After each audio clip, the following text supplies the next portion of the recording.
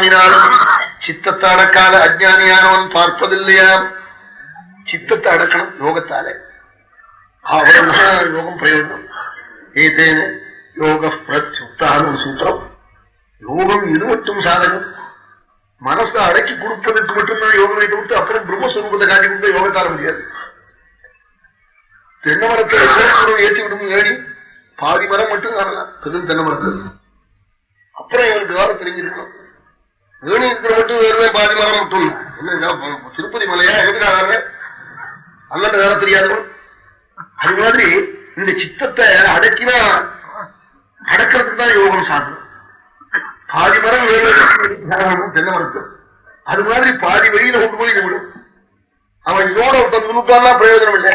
என்ன பண்ணும் தெரியுமோ? சொப்பனம் கண்டா ஒருத்தன் தூக்கத்துல என்ன சொப்பனம்னா திருடம் வாசல விட்டுட்டா போல சொப்பனம்.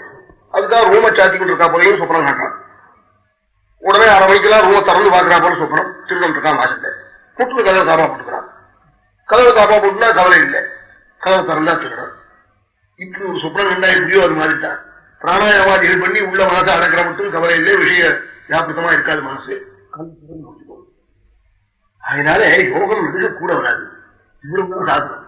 கதவு சாத்தினவருக்கு சொப்பனத்துல எப்படி வாசல்ல திருடம் பயம் இல்லையோ கதவை திறந்தா பயமோ? கதவு சாத்தினே எத்தனை இருக்க முடியும்? வாசல்ல ஒன்று போன மாதிரி கதவை திறக்க வேண்டாமா?